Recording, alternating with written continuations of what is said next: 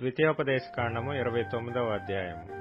యెహోవా హోరేబులో ఇశ్రాయేలీయులతో చేసిన నిబంధన గాక ఆయన మోయాబు దేశములో వారితో చేయమని మోషేకు ఆజ్ఞాపించిన నిబంధన వాక్యములు ఇవే. మోషే ఇశ్రాయేలీయులందరినీ పిలిపించి వారితో ఇట్లనెను: యెహోవా మీ కన్నుల ఎదుట ఐగుప్తు దేశమున ఫరోకును అతని సేవకులందరికిని అతని సమస్త జనమునకును చేసినదంతయు, అనగా ఆ గొప్ప శోధనలను, సూచక క్రియలను, మహత్కార్యములను మీరు కన్నులారా చూచితిరి. అయినను గ్రహించు హృదయమును, చూచు కన్నులను, విను చెవులను యెహోవా నేటి వరకు మీకిచ్చి ఉండలేదు. నేను మీ దేవుడనైన యెహోవానని మీరు తెలుసుకొనున్నట్లు 40 సంవత్సరములు నేను మిమ్మును అరణ్యములో నడిపించితిని. మీ బట్టలు మీ ఒంటి మీద పాతగిలిపోలేదు, మీ చెప్పులు మీ కాళ్లను పాతగిలిపోలేదు. మీరు రొట్టె తినలేదు, ద్రాక్షరసమే గాని మద్యమే గాని త్రాగలేదని యెహోవా సెలవిచ్చుచున్నాడు. మీరు ఈ చోటికి చేరినప్పుడు హెష్బోను రాజైన సీహోనును, బాషాను రాజైన ఓగును యుద్ధమునకు మన మీదికి రాగా, మనము వారిని హతము చేసి వారి దేశమును స్వాధీనపరుచుకొని రూబేనీయులకును, గాదీయులకును, మనష్షే అర్ధగోత్రపు వారికిని దాని స్వాస్థ్యముగా ఇచ్చితిమి. కాబట్టి మీరు చేయనదంతయు చక్కగా జరుగునట్లు ఈ నిబంధన వాక్యములను అనుసరించి నడుచుకొనవలెను.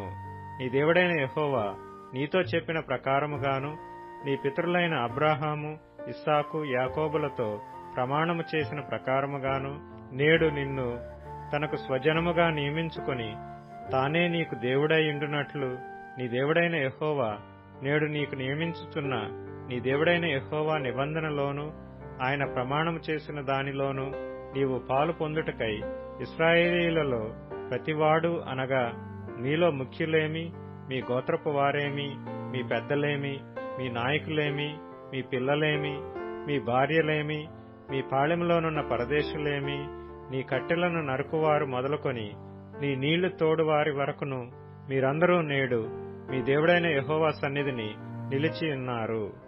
నేను మీతో మాత్రము కాదు, ఇక్కడ మనతో కూడాను ఉండి నేడు మన దేవుడైన యెహోవా సన్నిధిని నిలుచుచున్న వారితోనూ, ఇక్కడ నేడు మనతో కూడా నుండని వారితోనూ ఈ నిబంధనను ప్రమాణమును చేయుచున్నాను. మనము ఐగుప్తు దేశమందు ఎట్లు నివసించితిమో మీరు దాటి వచ్చిన జనముల మధ్య నుండి మనమెట్లు దాటి వచ్చితిమో మీరెరుగుదురు. వారి హేయక్రియలను, కర్రతోనూ, రాతితోనూ, వెండితోనూ, బంగారముతోనూ చేయబడిన వారి విగ్రహములను మీరు చూచితిరి గదా. ఆ జనముల దేవతలను పూజించుటకు మన దేవుడైన యెహోవా యొద్ద నుండి తొలగు హృదయము గల పురుషుడే గాని, స్త్రీయే గాని, కుటుంబమే గాని, గోత్రమే గాని నేడు మీలో ఉండకుండునట్లును, మరణకరమైన దుష్కృత్యమునకు అట్టి మూలమైనది మీలో ఉండకుండునట్లును నేడు ఈ నిబంధనను మీతో చేయుచున్నాను. అట్టి పనులను చేయువాడు ఈ శాపవాక్యములను వినునప్పుడు మద్యము చేత దప్పి తీర్చుకొనవలెనని నేను నా హృదయ కాఠిన్యమున నడుచుచుండినను నాకు క్షేమము కలుగునని నేను ఆశీర్వాదము నొందెదనని అనుకొనును. అయితే యెహోవా వానిని క్షమింపనొల్లడు.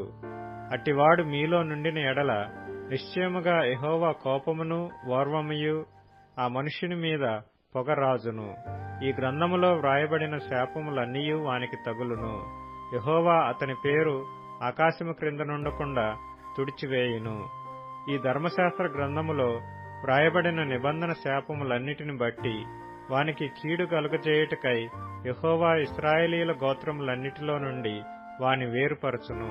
కాబట్టి మీ తరువాత పుట్టు మీ సంతతి వారును, దూరదేశము నుండి వచ్చు పరదేశులను, సమస్త జనములను, ఆ దేశము యొక్క తెగుళ్లను, యెహోవా దాని మీదకి తెప్పించిన సంకటములను చూచి వారు యెహోవా తన కోపోద్రేకము చేత నశింపచేసిన సొదొమ, గొమొర్రా, అద్మా, సెబోయీముల వలె ఆ సమస్త దేశమును గంధకము చేతను ఉప్పు చేతను చెడిపోయి విత్తబడకయు, దానిలో ఏదియు పుట్టకయు, దానిలో ఏ కూరయు మొలవకయు ఉండుట చూచి యెహోవా దేని బట్టి ఈ దేశమును ఇట్లు చేసినో, ఈ మహాకోపాగ్నికి హేతువేమో అని చెప్పుకొందురు.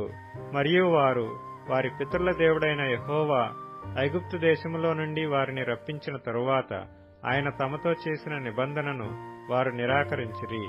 తామెరుగని అన్యదేవతలను, ఆయన వారికి నియమింపని దేవతలను పూజించి వాటికి నమస్కరించిరి. గనుక ఈ గ్రంథములో వ్రాయబడిన శాపములన్నిటినీ ఈ దేశము మీదికి తెప్పించుటకు దానిమీద యెహోవా కోపము రగులుకొనెను.